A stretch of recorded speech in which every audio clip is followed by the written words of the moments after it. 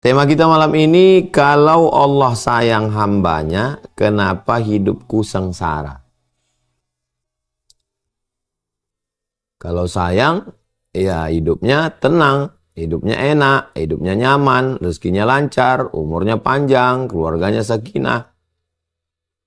Tapi kita yang katanya disayang Allah, sudah sholat, sudah tobat, sudah tinggal maksiat, sudah resign dari bank konvensional, sudah berhenti dari nyabu, kok hidupnya sengsara, bertolak belakang. Pembahasan yang pertama, perlu diluruskan dulu, sengsara itu apa? Apa itu sengsara? Apakah kalau nggak makan itu sengsara? Apakah kalau nggak punya rumah itu sengsara? Apakah kalau nggak punya pasangan itu sengsara? Apakah kalau rugi itu sengsara? Apakah kalau resign nggak ada kerja itu sengsara?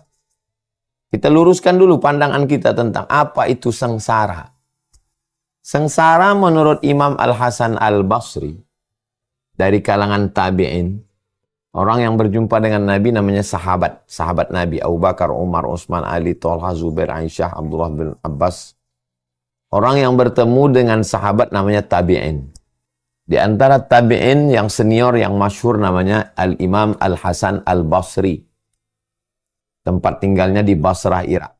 Kata Imam Al-Hasan Al-Basri, orang yang sengsara itu 4. Pertama, hatinya keras. Yang kedua, air matanya kering, susah nangis. Yang ketiga, panjang angan-angan ini itu begini begono. Yang keempat, ambisi dunianya kuat. Itulah orang yang sengsara. Oke?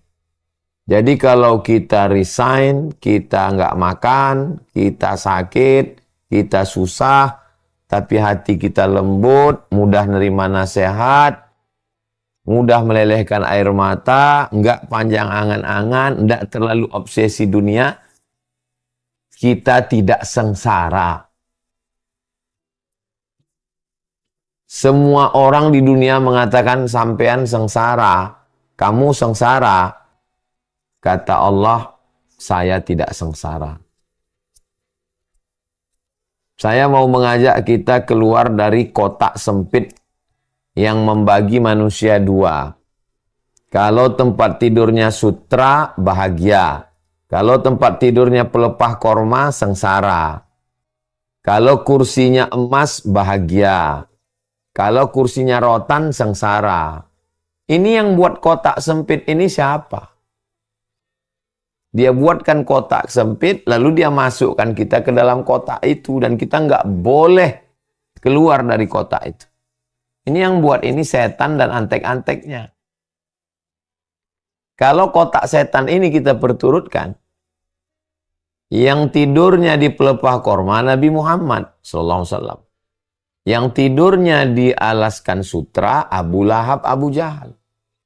Yang kursinya dari kayu Nabi Musa. Yang kursinya dari emas Karun. Jadi kalau begitu yang sengsara itu Nabi Musa. Yang sengsara itu Nabi Isa. Yang sengsara Nabi Muhammad. Yang bahagia itu Karun, Fir'aun, Namrus, Herodes. Kan sesat kita itu jadinya. Tolong kita keluar dari kotak-kotak yang dibuat oleh manusia. Al-Quran, Nabi, Islam datang membebaskan kita dari ikatan-ikatan yang dibuat oleh manusia. Tidak ada manusia yang lepas dari ikatan. Kalau ada orang mengatakan saya mau lepas dari ikatan agama. Kamu lepas dari ikatan agama, tapi kamu mengikat dirimu dengan ikatan Karl Marx, Lenin, ateis, komunis. Saya mau melepaskan diri saya dari ikatan agama. Kamu lepaskan diri kamu dari ikatan hukum Islam, tapi kamu diikat oleh hukum konvensional, diikat oleh hukum Belanda. Islam ini datang melepaskan kita dari ikatan manusia, dari definisi manusia. Kamu dikucilkan orang, disepelekan orang karena miskin. Kamu nggak sengsara. Kamu di kantor disepelekan orang, dikucilkan orang karena nggak mau ikut geng koruptor. Nggak mau nipu tiket pesawat. Nggak mau tanda tangan 3 hari jadi 1 hari. Kamu tidak sengsara. Selama hati kamu tidak keras, air mata kamu tidak kering, tidak panjang angan-angan, dan tidak ada obsesi dunia. Saya tidak sengsara. Walaupun saya disepelekan orang, nggak punya jabatan, dinonjobkan orang, dipecat orang. Kita mesti yakinkan diri kita. Kalau kita aja nggak yakin dengan diri kita, gimana orang kita bisa meyakinkan orang lain? Oke, itu pembahasan pertama, siapa yang sengsara, siapa yang nggak sengsara. Walaupun duitnya banyak, jabatannya tinggi, omongannya dipakai orang karena dia orang kaya, karena pejabat, tapi kalau hatinya keras, air matanya kering, panjang angan-angan, ditelan obsesi dunia, dia sengsara. Menurut Imam Al-Hasan Al-Basri. Jadi kalau begitu, orang yang dicintai Allah tidak sengsara. Karena hatinya senantiasa dekat dengan Allah. Kalau hatinya sudah dekat dengan Allah, air matanya meleleh. Kalau sudah air matanya meleleh, angan-angannya tidak terlalu panjang dan tidak masuk dunia ke dalam hatinya. Maka dia tidak sengsara. Oke, berikut pembahasan yang kedua. Surat Al-Ankabut ayat 2. Ahasiban nasu ayyutraku ayyaqulu amanna. Apakah manusia itu menyangka dia dibiarkan mengatakan amanna, saya beriman. Kalau ada orang mengatakan saya beriman, amantu billah, raditu billah, asyhadu an la ilaha illallah, wa asyhadu anna Muhammadar Rasulullah. Apakah Allah membiarkan dia begitu saja? Hasiban nasu ayyutraku.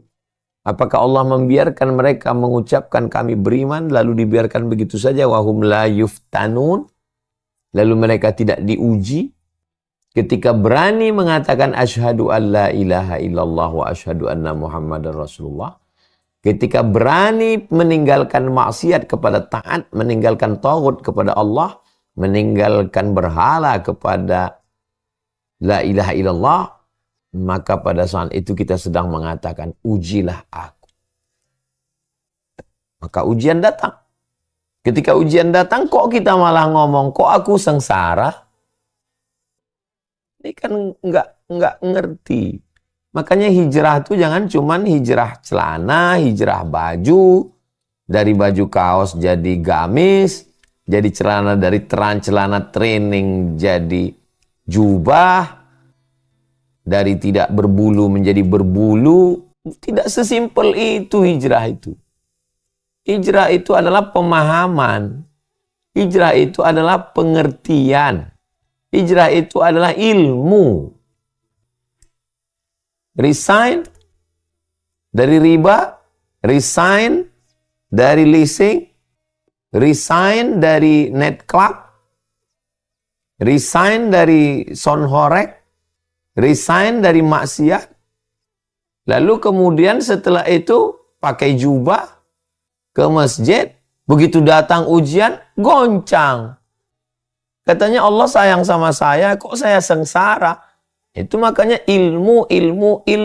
Paham, ngerti. Kamu tidak sengsara. Kamu sedang menjalani konsekuensi dari ucapan asyhadu an la ilaha illallah wa asyhadu anna Muhammadar Rasulullah. Maka datang ujiannya. Karena Allah nggak akan membiarkan orang mengatakan aku beriman kepada Allah kalau dia tidak diuji. Surat Al-Ankabut ayat 2. Berikutnya pembahasan yang ketiga. Ujiannya apa aja? Al-Baqarah 155. Al-Baqarah 155. Walanabluwannakum, kamu pasti. Kalau sudah pasti nggak ada ngelak. Lam di pangkal, nun di ujung. Menurut kaidah bahasa Arab nahwu namanya litaukid, penekanan makna. walanabluwannakum, kamu pasti kami uji. Tapi ujiannya itu bisyai, kecil, little, nggak ada apa-apanya. Minal khauf, takut. Walju', lapar. Wa naqsim minal amwal, kurang harta, bangkrut, rugi. Wal anfus, kurang diri, mati, sakit. Wathamarat, kurang buah-buahan, paceklik, kering, kemarau, wereng,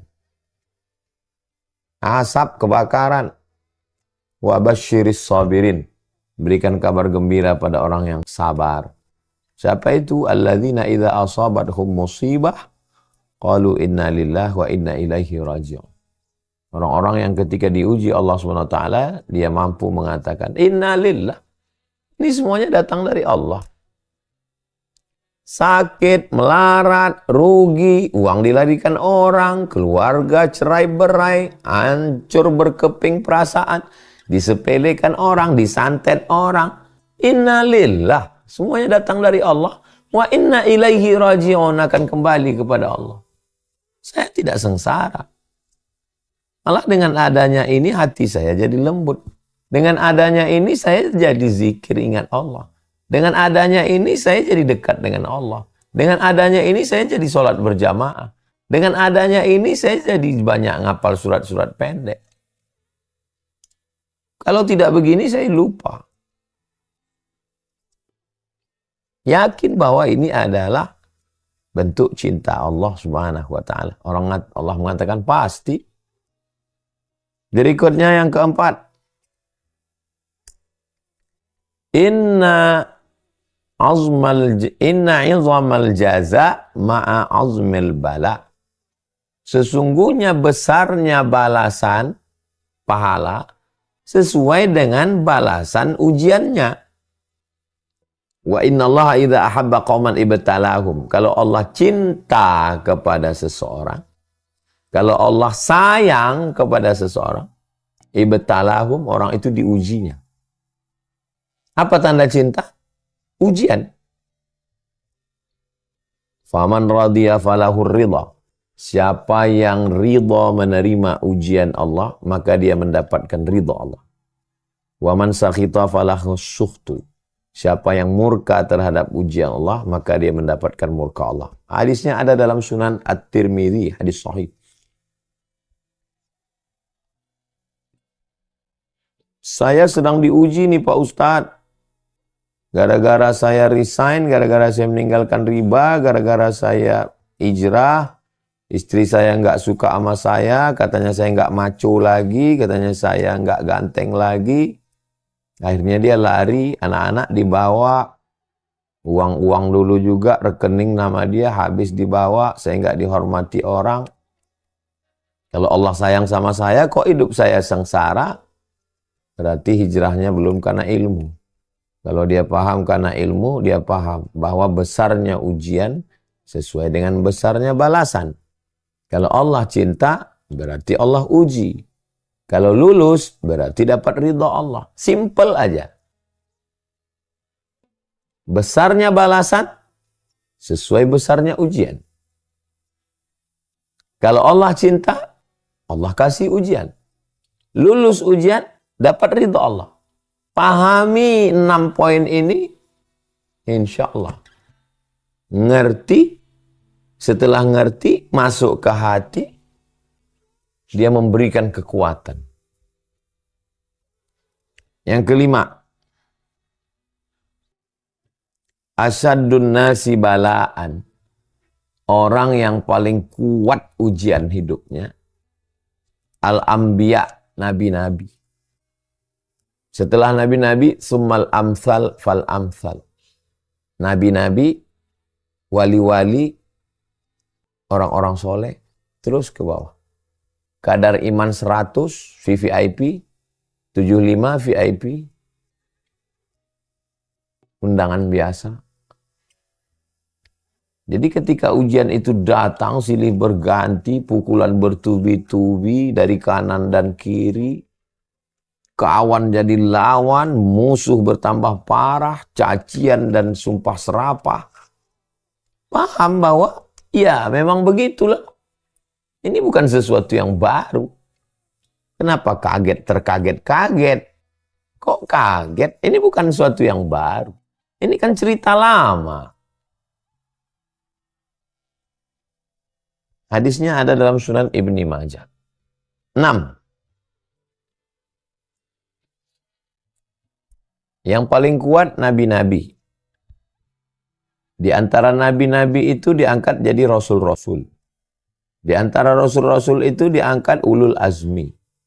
Di antara ulul azmi, kalau di piramid kan, paling bawah manusia biasa, wali-wali, nabi-nabi, rasul-rasul, ulul azmi. Di antara ulul azmi ini, yang 5 orang ini, Nabi Ibrahim alaihissalam. Cobalah lihat Nabi Ibrahim. Pembahasan ke-6, Nabi Ibrahim. Gimana Nabi Ibrahim? Berhadapan dengan Azar ayah kandung. Berhadapan dengan penyembah bintang gemintang, matahari dan bulan. Berhadapan dengan penyembah berhala. Berhadapan dengan Namrus. Dibakar. Berhadapan dengan penguasa yang suka ngambil istri orang. Lolos bersama Sarah melewati Babilonia menuju Palestina. Berhadapan dengan doa Rabbi habli minas solihin 86 tahun gak punya anak. Berhadapan dengan 2 perempuan, pertama Sarah, yang kedua Hajar. Berhadapan dengan ujian lahir anak mesti diasingkan dari Palestina ke Makkah Al-Mukarramah. Berhadapan dengan ujian setelah anak lahir disembelih. Kalau Allah sayang sama Ibrahim, kok Ibrahim sengsara? Berarti kitanya yang nggak ngerti, kitanya salah paham. Nabi Ibrahim tidak sengsara. Siapa bilang Nabi Ibrahim sengsara? Nabi Ibrahim itu Khalilullah, dia kekasih Allah. Dia tidak sengsara. Kita yang salah kacamata. Kalau kacamatanya hitam, orang Cina pun nampak hitam. Orang Afrika tetap hitam. Salah kacamata. Salah kita mandang. Makanya sebelum memandang kacamatanya betulkan dulu. Memandang dunia ini dengan kacamata Islam. Dengan cara pandang Islam. Itu Nabi Ibrahim alaihissalam. Siapa lagi? 7. Nabi Musa. Belum lahir sudah kena razia Fir'aun, semua bayi-bayi disembelih. Setelah lahir dihanyutkan ke sungai Nil, pisah dengan ibu, nangis nggak bisa nyusu. Masih baby, masih bayi, sudah disuruh milih antara api dengan kue roti. Salah pilih, mau disembelih Fir'aun. Besar di rumah sarang Fir'aun. Setelah remaja memilih meninju orang yang kelahi, rupanya yang ditinju rakyat kelas VIP. Akhirnya terusir dari istana Fir'aun. Tinggal di bawah pohon kayu, nggak ada rumah, nggak ada keluarga, sebatang kara. Akhirnya dibawa kepada Syuaib. Mengembala kambing Syuaib 8 tahun disempurnakan jadi 10 tahun. 10 tahun ngembala kambing. Lolos dari ujian ngembala kambing menghadapi Fir'aun. Fir'aun selesai tenggelam di Laut Merah menghadapi Bani Israel. Bani Israel minta Tuhan yang kelihatan. Bani Israel minta diturunkan dari langit wafumiha bawang putih, wa adasiha kacang adas, wa basoliha bawang merah. Padahal sudah dikasih manna wa salwa, dikasih awan yang menaungi. Naik Nabi Musa ke atas bukit Tursina. Ditinggalkan Bani Israel di bawah bersama Harun. Turun-turun malah mereka nyembah lembu Samiri. Ninggal di gurun pasir Nabi Musa alaihissalam. Perjalanan dilanjutkan oleh Yusha bin Nun, murid dari Nabi Musa alaihissalam. Sengsarakah Nabi Musa? Enggak. Tapi bagi orang yang mindsetnya bengkok, sungsang, kok sengsara banget ya hidupnya ya. Justru yang enak, nyaman itu hidupnya Fir'aun. Jadi kalau gitu yang diridhoi Allah Fir'aun. Islam ini datang meluruskan pikiran kita. Ihdinas siratal mustaqim. Sebelum baca Quran itu, a'udzubillah. Aku berlindung kepada Allah dari bisikan setan. Jangan sampai Qurannya benar, tapi pahamnya bengkok. Apalagi zaman sekarang, orang macam-macam di internet itu. Orang sekuler, orang liberal, orang ateis, orang komunis, PKI, nggak percaya sama Tuhan, tapi baca Quran. Bisa bahasa Arab, dia bengkokkan Al-Quran itu. Makanya kalau tidak punya basic, nggak ngaji benar dengan ulama-ulama kita yang ahli sunnah wal jamaah, saya ngeri saya dapat link-link itu. Yang saya ngerikan itu gimana anak saya, keponakan saya, santri-santri. Tapi memang nggak ada cara lain kecuali ya kita ajar mereka. Kita ajar mereka ilmu, kita pahamkan mereka. Makanya back to basic. Mundur ke arah belakang, anak-anak pahamkan lagi Quran, belajar hadis, bahasa Arab, akidah, fikih, supaya nanti jadi apapun mereka punya pemahaman yang benar, bahwa yang saya hadapi ini adalah ujian dari Allah, dan dunia ini darul bala, akhirat itu darul jaza. Darul bala tempatnya ujian, bukan Allah menyengsarakan. Tapi nanti di akhirat baru kita dapat namanya darul jaza. 8 Nabi Muhammad SAW. 2 bulan dalam kandungan meninggal ayah. 6 tahun lagi sayang-sayangnya ditinggal ibu. Diasuh oleh paman yang sangat miskin, susah, namanya Abu Thalib. Istrinya Aminah, istrinya Fatimah. Meninggal Fatimah. Oh Fatimah, kata Nabi, ketika engkau punya kain satu, engkau berikan ke aku. Nabi yang menggali kubur Fatimah itu, dan dia yang masuk ke dalam. Dia yang mendoakan. Dan anak dia sendiri dia kasih nama Fatimah. Saking sayangnya dia dengan ibunya itu. Istri Abu Thalib. Makamnya di Baqi paling pinggir sebelah kiri kalau kita masuk. Istimewa makam dia, ada tembok agak setinggi lutut. Persis di tepi pagar sebelah kiri kalau kita masuk pintu. Nabi masuk ke dalam mendoakan di dalam kuburnya itu. Diriwayatkan dalam kitab Al-Mu'jam Al-Kabir karya Imam At-Tabrani. Saking sayangnya Nabi. Dan dia nggak punya ibu. Ibunya ya istri Abu Thalib itu ibunya. Nah Abu Thalib meninggal dalam keadaan tidak bersyahadat. Di tahun yang sama meninggal juga Khadijah. 3 anak perempuannya, Zainab, Ruqayyah, Ummu Kulsum, meninggal dalam hidupnya. Anak laki-lakinya, Al-Qasim, Abdullah. Yang satu lagi dilahirkan oleh Ibrahim umur 18 bulan. Meninggal juga.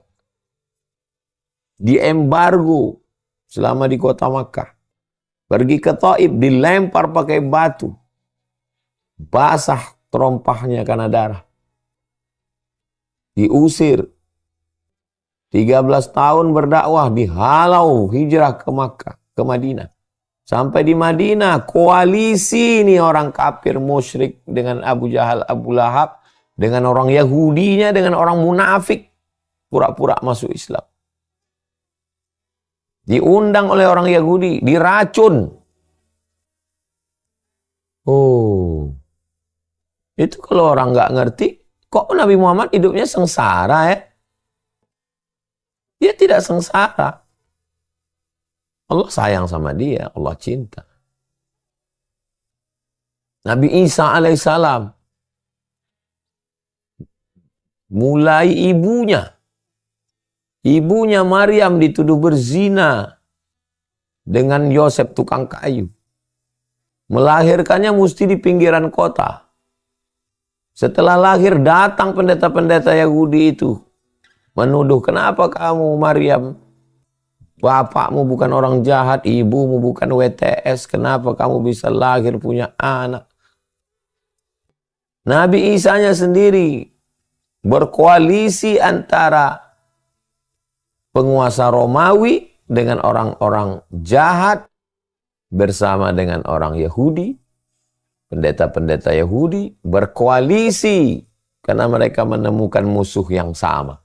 Yahudi dengan Romawi nggak pernah kompak, pisah jalan terus. Tapi untuk menghantam Nabi Isa, ketemu musuh yang sama. Mereka hantam Nabi Muhammad SAW, Nabi Isa alaihissalam. Ini orang-orang yang dikasihi Allah, kekasihnya Allah, Habibullah. Apalagi kita. Allahumma sholli ala sayyidina Muhammad wa ala alihi.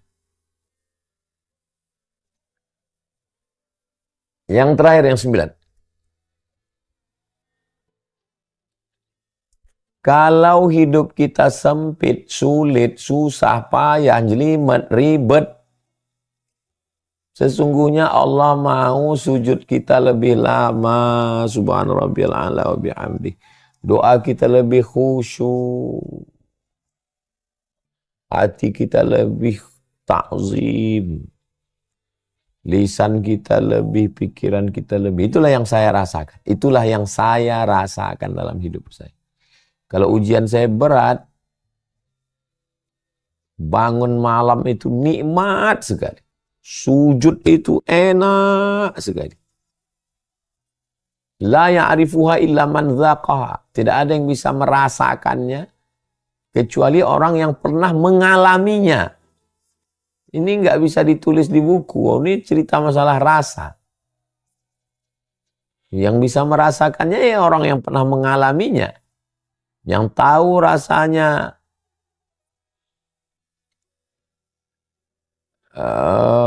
buah zaitun, iya orang yang pernah makan zaitun.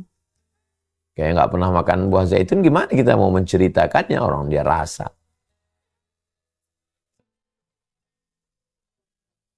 Itu 9 poin kajian kita malam ini. Allah cuma ingin kita lebih khusyuk.